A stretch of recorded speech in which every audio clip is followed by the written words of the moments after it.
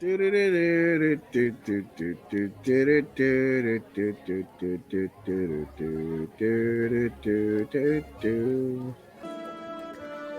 welcome, travelers and tale seekers, to the tavern, where we gather around the digital hearth to share secrets, unravel mysteries, and dive deep into the realms of imagination. Pull up a chair and grab a tankard of your favorite brew, and get ready for a journey through the lands of anime, manga, literature, and truly all of your beloved tales. But here in the tavern, secrets aren't just whispers in the night. They're the heart of our merry gathering. They transform you from a mere spectator into a sage of stories and a master of lore. So let your worries fade, your curiosity reign, and your laughter fill the air as we embark on an adventure filled with camaraderie, discovery, and of course, all the tales you can handle. Because in the Tavern of Tales, we don't just talk about our favorite media, we truly live and breathe them. Join me and your beloved co-host for another adventure into tales and media. Welcome to the Bard's Tavern Talk. And today we are talking about something that a lot of you have probably slept on. Shin Megami Tensei. The whole series, though. Like, we're going to go all the way back for a history lesson. Now, I get to talk about my favorite game, but you'll see really quickly how far away from the beginning of the series my favorite game actually is.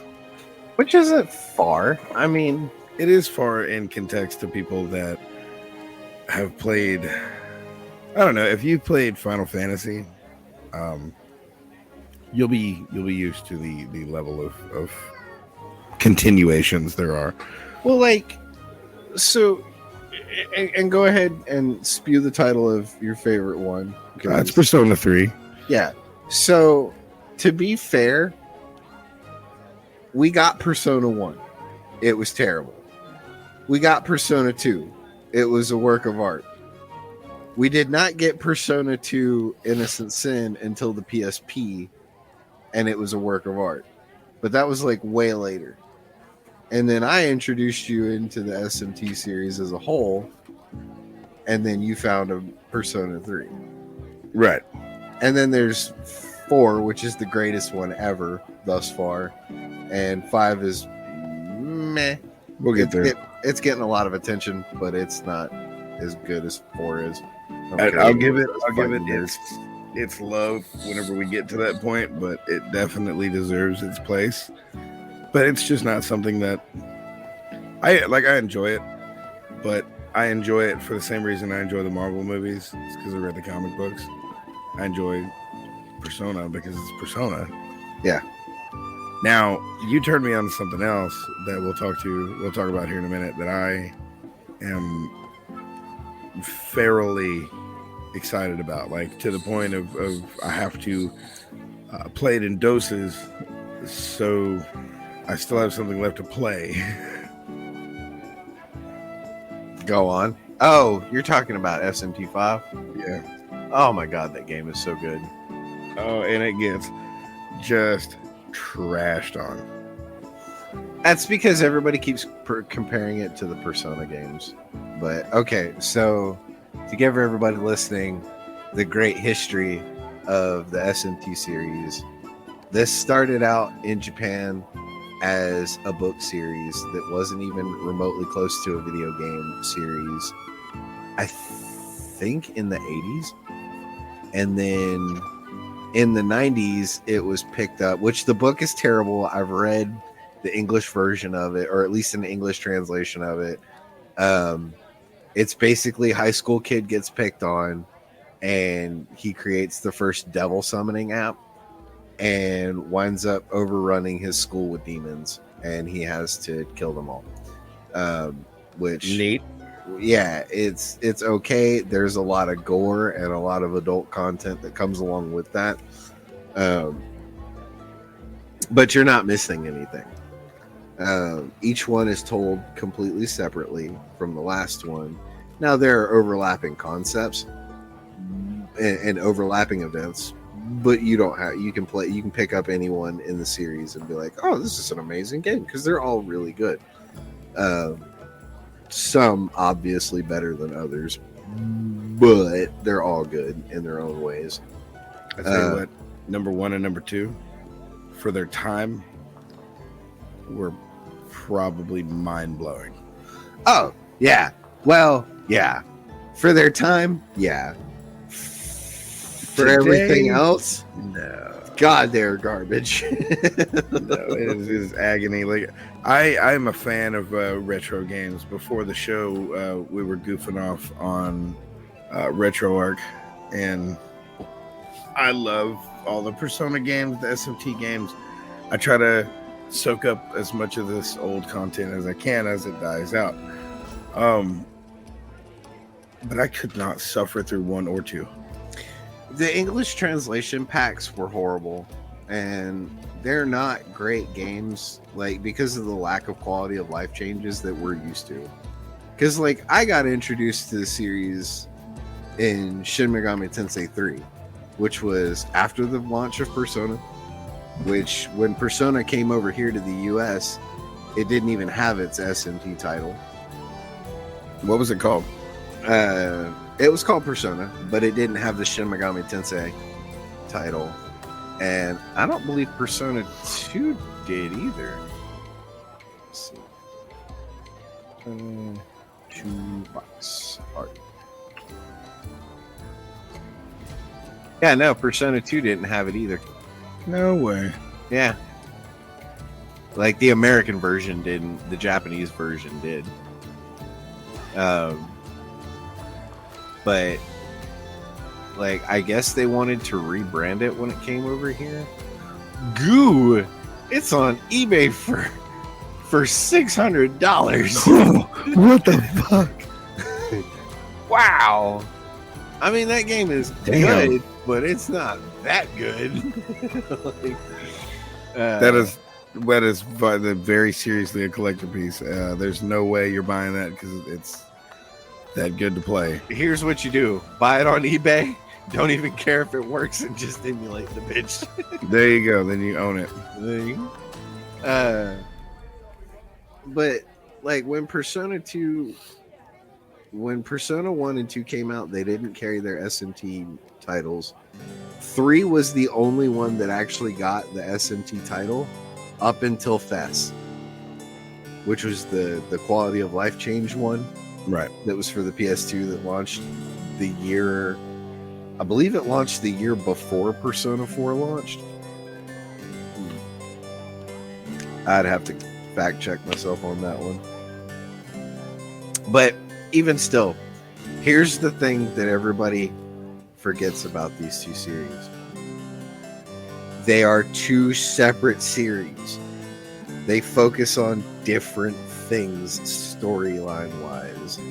Like the SMT group of games, like the mainline story games, are not about the heroes. Where the Persona series is about the heroes. Well, and don't they all have like a reoccurring theme? The Persona series has like some kind of contract and a reoccurring theme, and SMT does not. No, because Persona 1 and 2 were your typical. They were your typical high fantasy turn-based RPGs. It wasn't until 3 that they started the contract. Yeah, Fair. well, they introduced the contract and the I'm going to call it a dating sim, but it's actually like a life simulator. Right. Like, It's a dating sim, dude. yeah. What about Igor? Igor has been around since the beginning of Persona. Now, Igor is one of my favorite characters, not only because of his voice, but the man has got drip. He's got that Riz. Is that Riz? Oh, he's got that riz. Like at the giant elevator, that was his office. Like that was I'm not sure which game that was in. But that Persona 3. is that Persona 3 where it was the elevator and then one of them was the back of a car. So the Velvet Room reflects the trial of the person that has the wild card.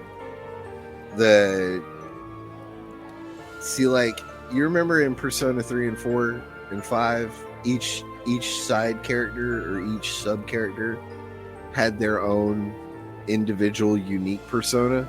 Right. In the original Personas, in the 1 and 2, That you was could my summon thing. whatever demons you wanted. Everybody had the wild card ability. It wasn't until they got into 3 and 3 with the social links that you had to have you had the wild card user. Huh. But So keep in mind, I haven't played 1 and 2 like extensively because the English translations are horrible. But I did play 3, 4, and 5. I played 3 and 5, but I played Persona 3, 4, and part of Royal. See, I think this is what's always gotten me about you being an SMT fan, because you lean more towards the Persona series than you do the SMT mainline series. I feel like if you would have actually played through Nocturne and beat Nocturne and got the True Demon ending and played through 4 and beat 4, and now that you're playing 5, I think you would be a bigger fan of the SMT series, because the SMT series itself focuses on post-apocalyptic worlds. And that's my shit. Like SMT3 was about recreating the world as one sees fit.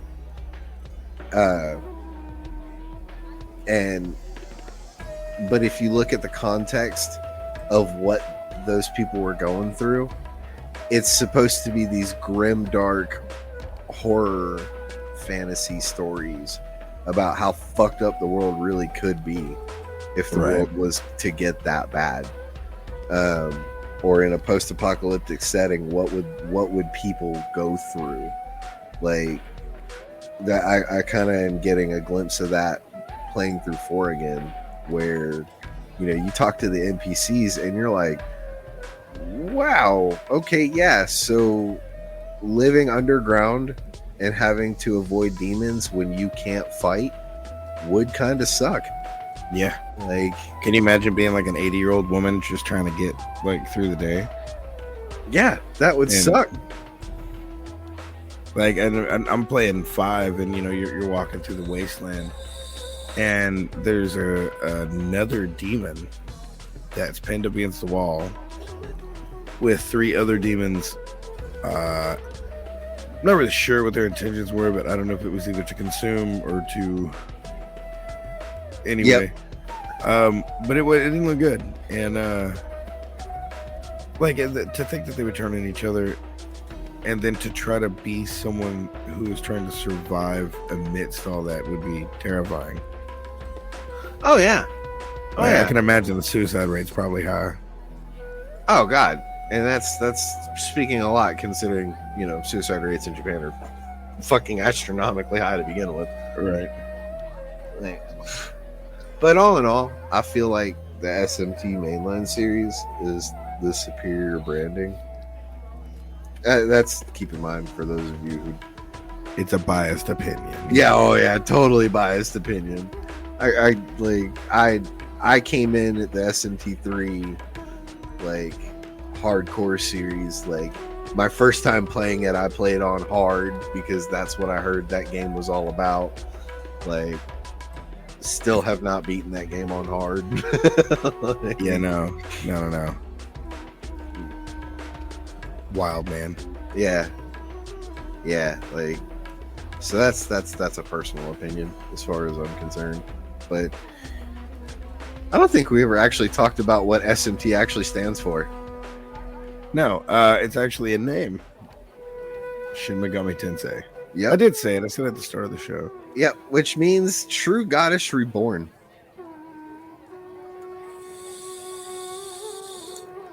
No lie, I did not know that. Yep.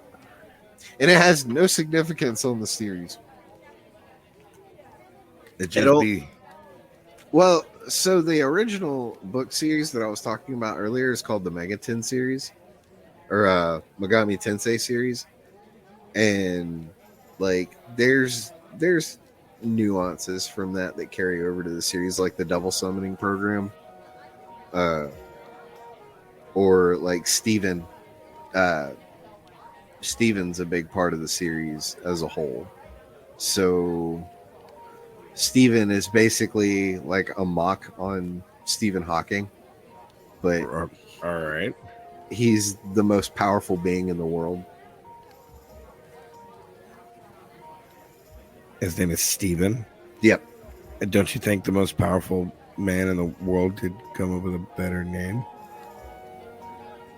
Probably. I'm just saying. I think it's a play on Stephen Hawking's. It might be a play on Stephen Hawking's, but why wouldn't he call himself Dr. Steven? Oh. Something. I guess titles Steven don't matter. So basic. But I mean, I think that's it. I mean, it's like Earthworm Jim, or God, what's another fantasy guy that has? What was the guy from Evil Dead? What was his name? Are you serious? Well, Bruce Campbell played him, but I don't. Ash. Yeah. Like Ash. Simple name. Yeah. So I mean, there's connotation. Steven Ash is cool. Like that's cool. I wouldn't mind being called Ash. Ash is kind of dope. Steven. Like I know a guy named Steven.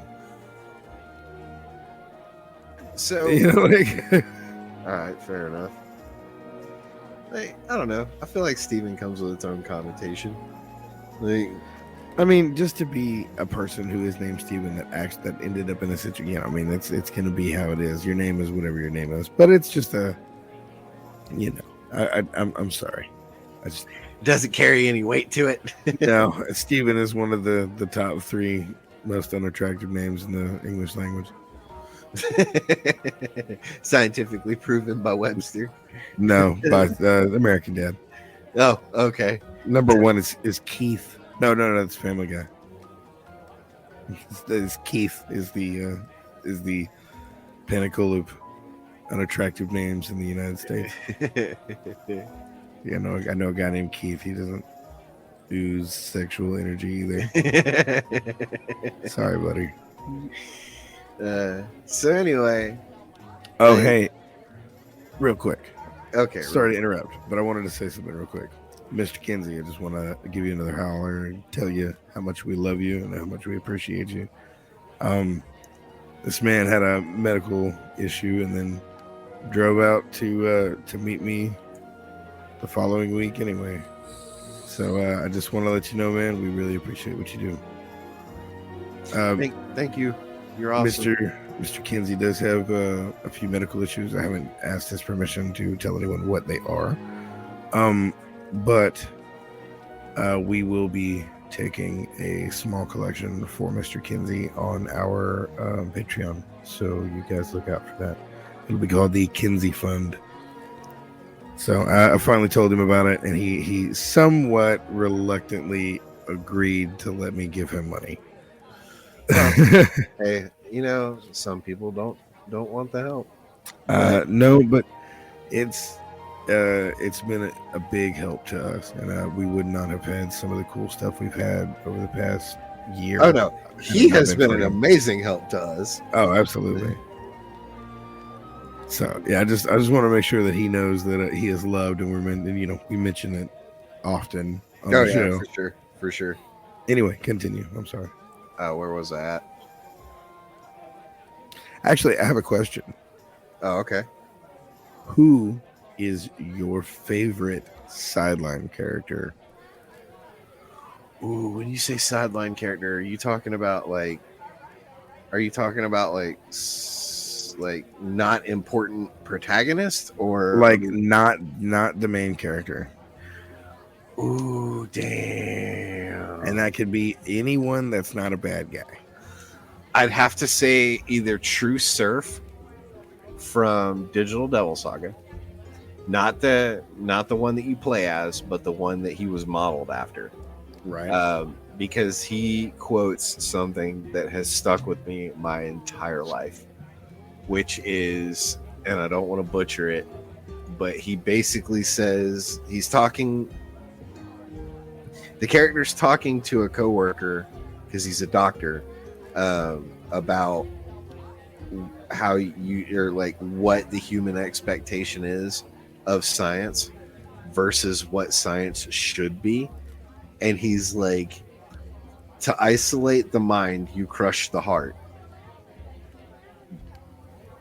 But if you want to study the heart, you crush the mind. When did we start expecting science to be humane? And that has kind of stuck with me. Because That's brutal. Yeah. It'll make you contemplate some life decisions, my guy. Like, I'm not saying my religious beliefs are based on this series, but they do have a huge impact on them. Like, this series as a whole has a huge impact on my religious beliefs because of the stories that they tell and how accurate to Christian mythology and like a lot of it's based on Christian mythology, but a lot of the demons that you play as are from real folklore and real culture. So I just want to throw this in there, and you're gonna have something to say as soon as I'm done, because I know that you're gonna, well, I hope you're gonna be super excited to brag about it. But I met Jeremy Lee recently,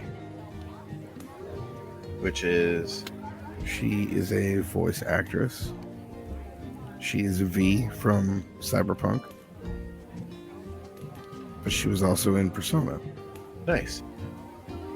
So my favorite character is Junpei Aoi. Do you know who I'm talking about? Yeah, he's the kid with the baseball cap in Persona 3. Exactly. Now, okay, I'm obviously partial to the Persona 3 series, but when Junpei went through shit, I fucking felt that shit, man. I never finished his social link.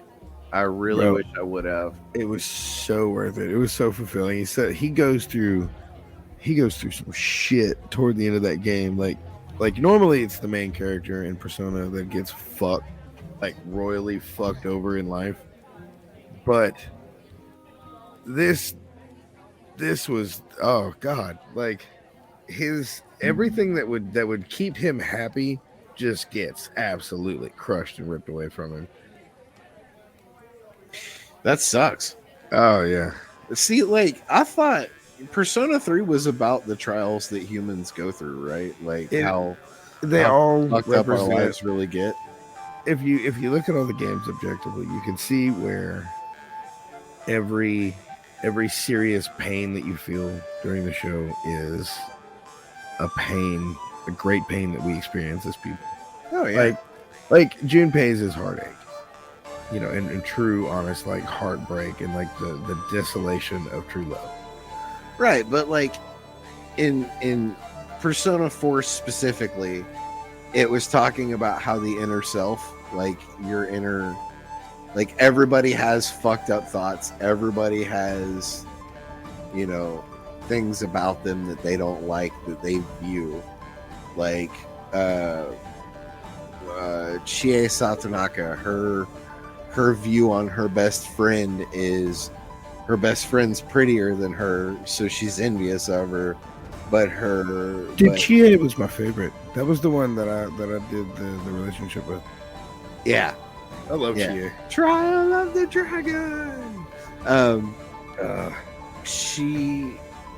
But her persona, or her trial was, with Yukiko, and she thought that she was better than Yukiko, or at least her shadow thought that she was better than Yukiko. Where,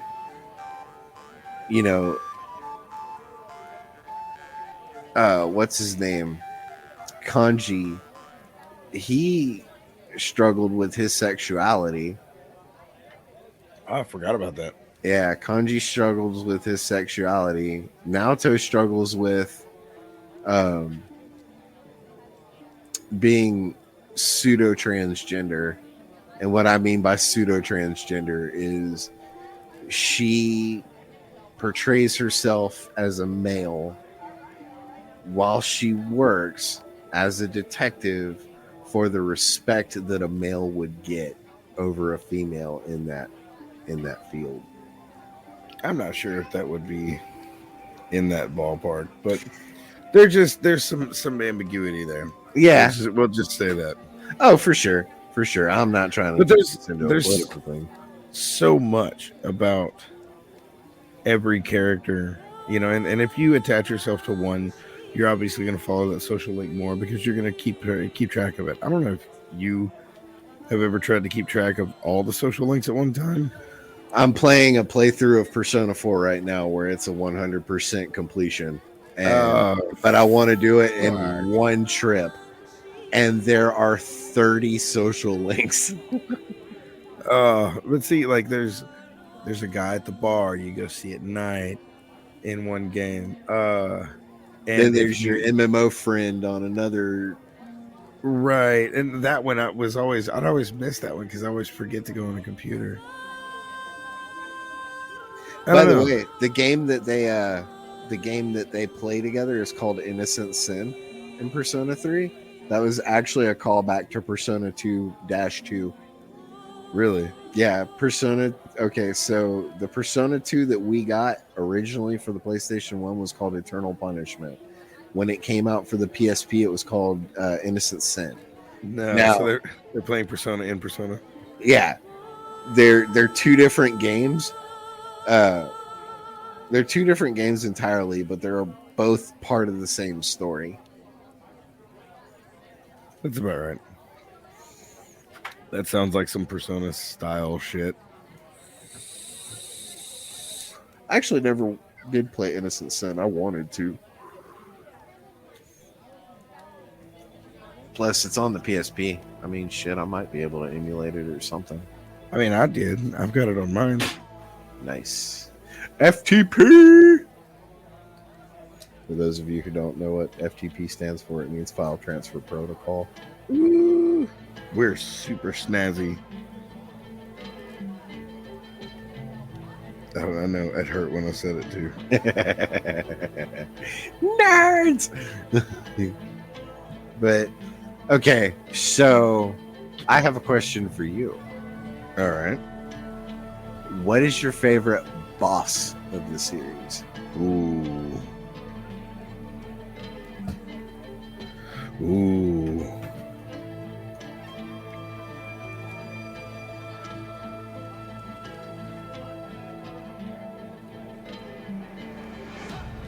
At the end of Persona 3, because I didn't see it coming. Do you know what I'm talking about? The Seal of Nyx? No. Whenever the director, the skinny older guy in the tan suit, turned on you. Nope. Didn't get that far. Oh yeah. So at the end of that, the guy that you trust the most turns on you. Oh, that's awesome. And okay, another thing about this series is they're really good at finding where you give a shit, and they make you care about these characters. Oh God, oh, the heartstrings are real. Like, oh God, I like. Who was? Like I said, when Junpei felt things, I felt things. It was unfortunate and wonderful. Like, like I would get, and keep in mind this was 18-year-old young me. But I would get legitimately like pissed off at the game if like Yukiko got attacked because she was the love interest I followed in Persona 4. But if somebody like if a shadow actually hit her, I would get so mad and be like, nope, I'm gonna cast the most powerful spell. I don't give a shit if you have 1 hit point left. Like, I'm about to ruin you. Like, I would take 10 extra turns to build up just so I could be like, Fragga, fuck you. I kill you so hard your ancestor died twice. like I would get that. I'm going to smite thee. That's awesome. We do a little smiting. But yeah, that for me, I'm still either fighting Lucifer and Nocturne. That was a critical moment for me. Or, as we were discussing before the show starts, fighting the Hitashira. Any chance you get to fight the Hitashira, I am all about it.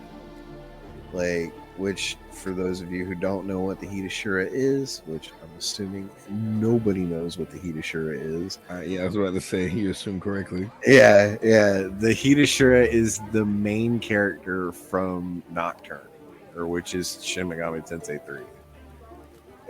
The dude that you go around and play as is the Hitashira.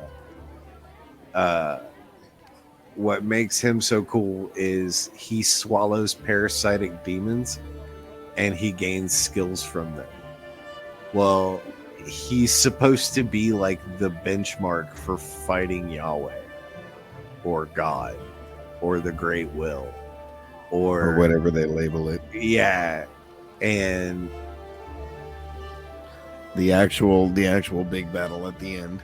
Yeah. So like when you beat the game, spoiler, and get the true ending, the main character ascends the stairway to heaven with an army of demons behind him. I can't wait to have a proper soundboard. Why? So that I can have stuff programmed, like a little riff from Stairway to Heaven. Boom, right there. Oh, nice, nerd. Oh, no, wait. I don't think you can do that. I think that's one of the things you can't play. I don't know. Let me look into that. I think there's an issue with that already. Fair enough. Carry on. Yeah, it's just that fight. Like, anytime you fight him, because he's kind of like a benchmark of how powerful your main protagonist is. Like, and what made it interesting was, like, Digital Devil Saga's Hitashira, if you went in with certain skills equipped, he would just kill you. Really? Like, first turn kill you. Wasn't having it. No. Absolutely not. Yeah, no, he was like, no, we're You are gonna blocked. He's like, oh, you don't want to fight fair. Okay, I'm gonna fight unfairest as fuck. Like, he's like, I'm gonna let you have a turn. Cool. Now it's my turn. And instant death. Like, now it's my turn, and I win. See you in a minute. Go ahead and take that shit off. Yeah, go ahead and reload that save there, Bal. Yeah, that's probably my favorite fight. It takes so long though. Now, see, this is a game that's pretty good about, I did stop in the middle of our conversation earlier talking about Jeremy Lee. I just realized that now. I got all this stuff brought up. Just to say this, I did meet Jeremy Lee. She plays Makoto Najima in the Persona series. But more than that, I gifted my co-host and a partner in hetero life a phone call. Oh my god, that was so awesome! I got to talk to Cell. Damon Clark. Awesome. Damon Clark, and he is. He was in Graceland, How to Get Away with Murder, 24, Castle, Supernatural, Prison Break. But the dude is a riot. He was a lot of fun. He was a very animated person. He was extremely involved in the conversation. He got excited to do this. He's also another character that I like, in which we did an episode on Yu Yu Hakusho, I believe, didn't we? We haven't done Yu Yu Hakusho. Oh, we must do Yu Yu Hakusho. I did all the watching. We need to do the recording. He is my favorite animated bad guy Toguro. And I got a signature from him, and it says, "I will fucking kill you, Toguro." And then Damon Clark on the bottom. I'm like, dude, you are the fucking shit. He is really awesome.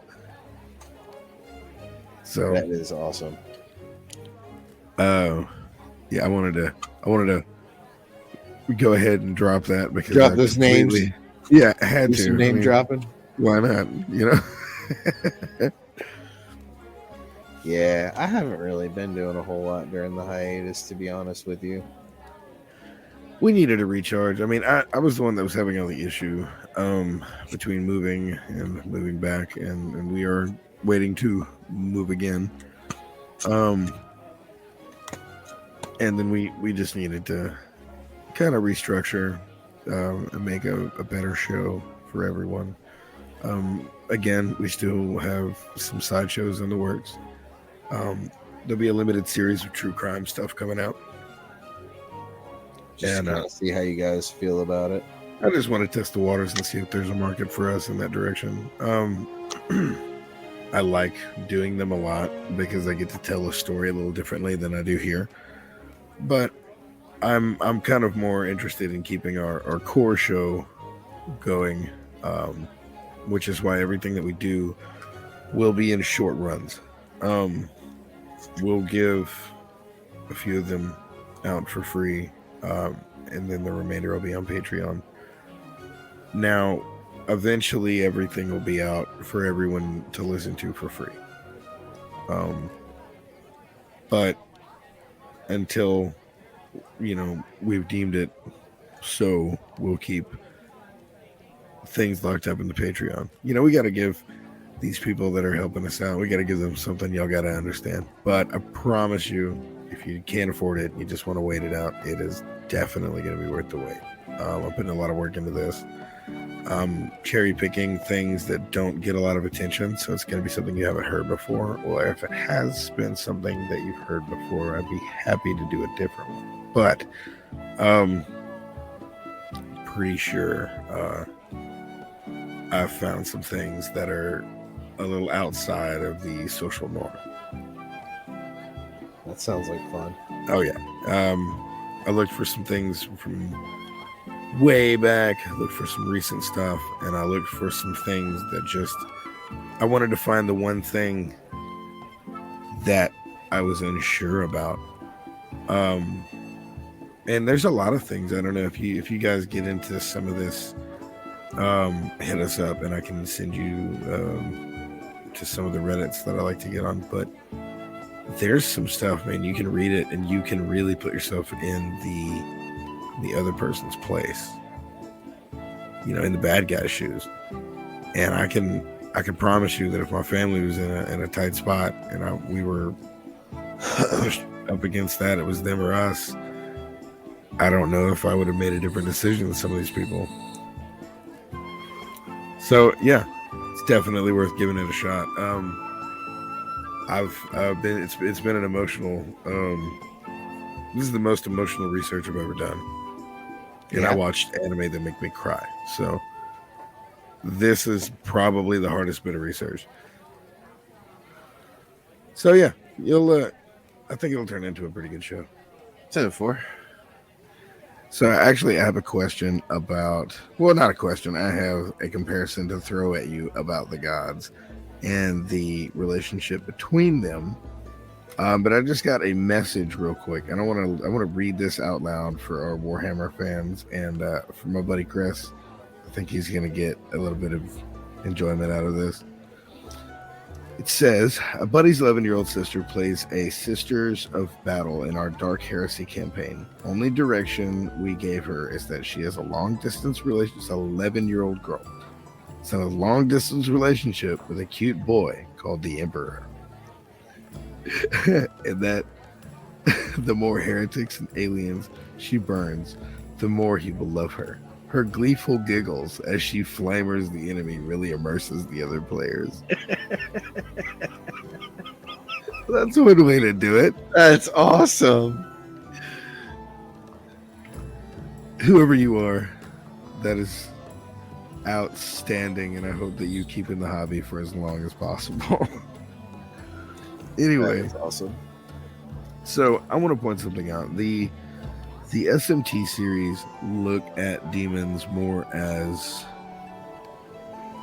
A force of nature, really. yeah, whereas Persona sees them on the side of tools. Okay, so I want to clarify something that has really pestered me about the SMT series before we even get into this, and this is going to be a controversy thing. Did you know that Mega 10 and Shin Megami Tensei came out before Pokemon? No. For those of you who don't know, Pokemon was pseudo-inspired by the SMT series. The SMT series as a whole, instead of having magical creatures you collect demons and monsters from folklore, from like old folklore, like such as Japanese Taoism, or you can have Ra, Buddhism, the sun god, Egypt's, or there's a lot of influence from Egypt. There's a lot of Grecian mythology, Roman mythology. There is a ton of monsters and a ton of demons in these games that come from real folklore. But the idea is that you wander around the world collecting demons to help you fight whatever power that may be. Now you can continue on with your line of questioning and or comparison. You were about to get mad at me because I was gonna say that it's like a dating simulator mixed in with Pokemon, and that's really not a bad comparison. Really, it's your like Persona. Well, you gotta be careful because that can be taken the wrong way. Well, Persona 3 through 5 are literally dungeon crawl dating sims. Like, which are the first of their kind as far as that I'm aware. Normally dating sims are their own style of game. To have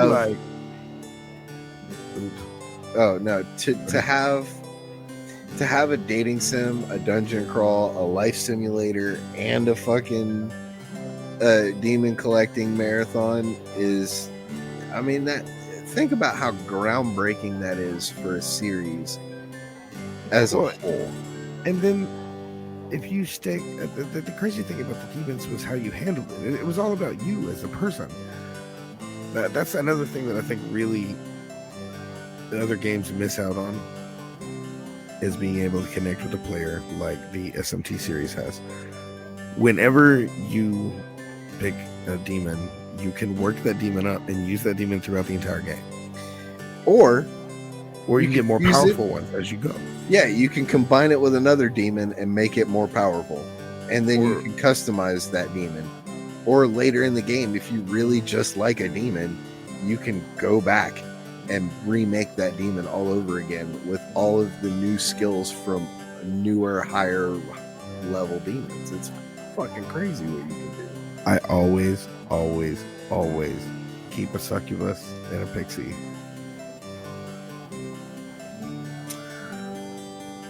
Huapo, specifically. Oh, Huapo? Yeah. Yep. I like, my favorite demon thus far is definitely Metatron. Yeah. Because Metatron, for those of you who don't know a lot of your Christian mythology, that is the voice and scribe of God. Anytime that he's brought up in the Bible, that God has spoken to a human before, it is actually not God. It is Metatron. It is the Metatron speaking for God, or Yahweh in the Bible, which is a controversial subject. Yep, grounded. That's not what we're here for. I just want a nickel in the swear jar for you. I know. A nickel in the fucking swear jar. Well, I don't mean it to be controversial. I just mean it to be educational. I knew this was going to happen. That's why I had something already kind of pre-planned when I said nickel in the swear jar. Whenever we talk about things like this, you're going to have to bring stuff like that up. We don't have the comment on religion outside of what we play in this video game or what we play in whatever media or view in whatever media that we talk about, just to make sure that that is stated. We don't have opinions on anything outside of whether or not we like a character or a movie or a series or a book. So just to make that clear. Oh yeah, absolutely. We're So- here to entertain, we're here to entertain and inform. We're not here to sway your opinion on things. Exactly. Except whether or not to buy games, which you should always buy the games we cover. God, for the love of God, please buy these games Before they're Change your life. gone. And see, it's we don't get anything out of this. We're telling you to buy these games because this is dying out, you know, and it's not. It deserves its place in history. If we're gonna glorify some of the other ridiculous movies, which don't get me wrong, I love Dumb and Dumber, but Dumb and Dumber got a sequel. How many years later? Yeah, no kidding. Great. This right here, what we're talking about, this deserves praise. Just saying. So, I know that the last thing I want to bring up about the demons, and my favorite part, is you don't always have to beat them up and try to catch them. Oh God, You- demon negotiation is the Yeah. best part of these games. You can talk to the demons, and some of them are like raunchy, and some of them are dumb, and some of them are nice, and some of them are dicks. Some of Sometimes them are they'll like punch children. you. Oh, that's great. That's wonderful. And you never know. Like, you never know what the conversation is going to be like or what the right thing to say is. If you think you've got it figured out, I guarantee you're fucking wrong. And what's great is whether or not you acquire the demon from negotiation is completely random. So Yeah. you can have a conversation with the same demon multiple times and the result will be different. Oh, yeah. Because- And the cool part is if you've got like low health or whatever, and you're trying to get out, and then you're ambushed by like 5 of a character that's on your team, you just Yeah. talk to them, and they're like, "Oh, you got one of my buddies is on your team. Oh, cool. We'll deuce out later." Sometimes they'll give you shit. oh yeah, Like I got 2,900 Maka once. nice. Yeah, just because they were like, "Oh, you got a friend of mine here. I found this. You can have it." It was a coin Yeah. purse that 2,900 Maka on it. Or they'll just leave the fight, or they'll hand you items, or Yep. they'll restore your HP and MP. Yep. Like these games are crazy and It's they're so easy. much fun. It's easy to get sucked into games and stuff nowadays. If you don't have the best graphics and you can get us sucked into these games as we have, then it's all about the story, baby. That's where it's at. That's where the sweet spot is. And this fuck every single one of these games, maybe not 1 and 2 today, but in their time, every single one of these games hit that fucking spot. It really resonated with every single fucking player. So I found out something interesting about, and I keep harping on Persona 4, but I found out something interesting about Persona 4 the other day. What did you find out? So, did you know that when Atlas pitched the idea for Persona 4, they didn't have a budget? They literally made that game off of the lowest budget that they could have for a video game. And it's like the Toyota Corolla of Good, video. reliable, not too flashy. But it like before 5, it was their star child. Oh yeah. Like Persona 4 was so good. Some of the best games were made with no budget. Have you seen the new Tetris movie? No, I haven't. Okay, I'm actually not going to ruin that for you. You need to go watch it. All right. But yeah, man, we're gonna draw tonight to a close, and just to make sure that it's said in every episode, to the scrolls. All right, let's To do the it. scrolls. To the scroll. That's gonna be a button. Hopefully, eventually, there'll also be a hat, and stickers are very close. I think if you guys want a sticker and you guys hit me up, I will make a sticker for you. Promise. Hey, Tyler. Yes. I want a sticker. Fuck you. You get no stickers. What? Oh, None for you.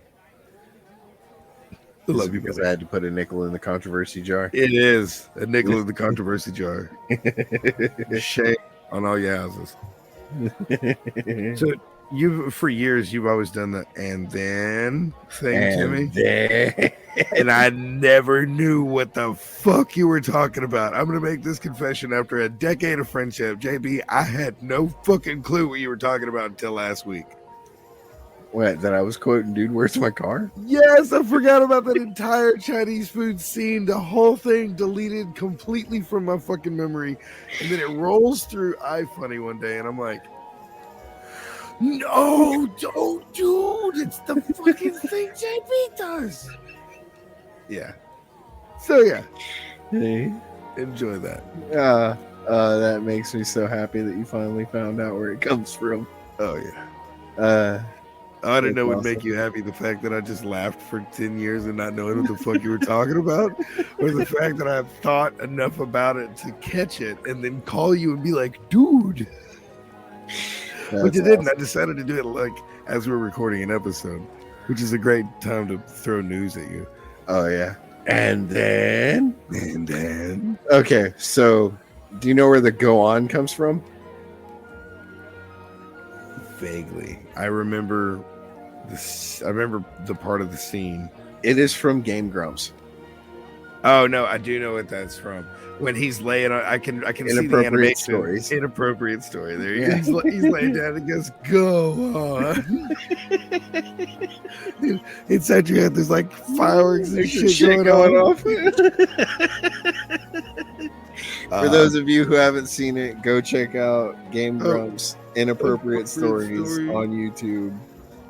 It is my favorite short clip. We quote that constantly. All the time. We used to be two grown men. Bruh, I had a family of 3, a fucking 5-bedroom brick house, and I would run away from my house and go to your house to sit in a fucking kitchen chair next to you in your rolling chair. Just to watch Game Grumps. 4 hours. 4 hours, dude. I love that shit so much. So good. Good times. Anyway. All right, so next episode will be 90s kids, because that's what we are. We're 90s kids. Oh, yeah. So you guys enjoy. Finish your pints and get the fuck out of my bar.